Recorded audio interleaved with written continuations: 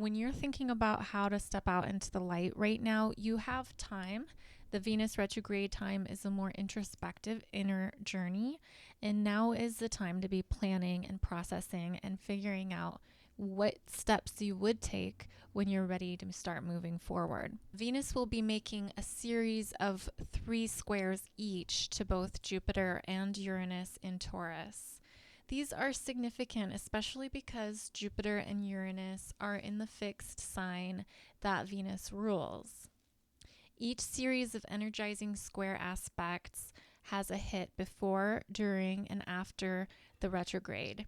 You can consider this a 3-part story and use the dates to determine your own plot development throughout the Venus retrograde journey. Jupiter in Taurus will light up Venus retrograde on June 11th at 5 degrees, on August 22nd at 15 degrees, and again at the same exact degree on September 16th. The King of the Gods brings enthusiasm, optimism, and exuberance with him, even with a typically jarring square aspect. These dates will be good for casting your vision far and wide for what you are wanting to create, imagining new heights and possibilities, and committing to long-term growth and success. You're bound to feel good about the trajectory that things are heading in, so make use of this positive energy to envision your own creative possibilities and step into your zone of brilliance.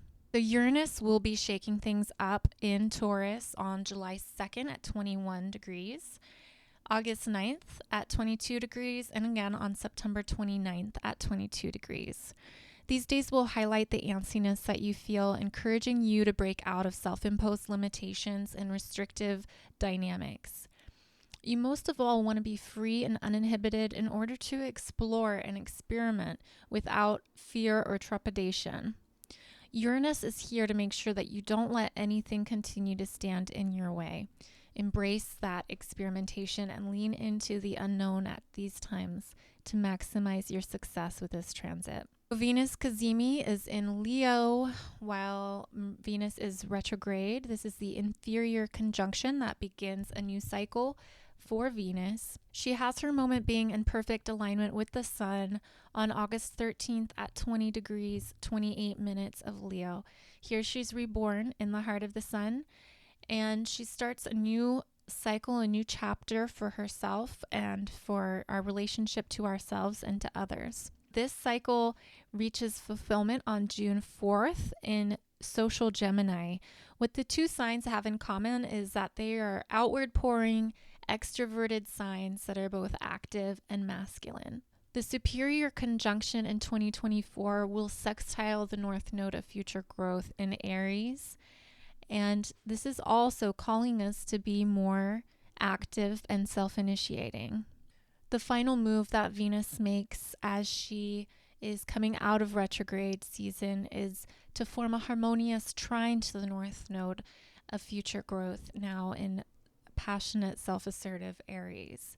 This final salute on October 2nd that Venus in Leo makes at 24 degrees is a reminder to honor yourself first, to lead from the heart, and to take action based on your own intuitive self-understanding.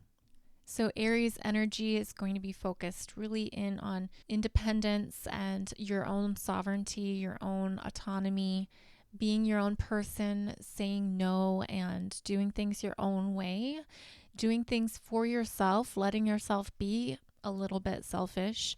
And especially with Venus being in Leo, a lot of focus is on the self. With fire energy, it's about the spirit and the soul and our own individual spark. Time is running out to snag the last of the Venus in Leo series, Lust. And the ritual candles from Hermes of Vallis are keyed to Venus and Mars in Leo.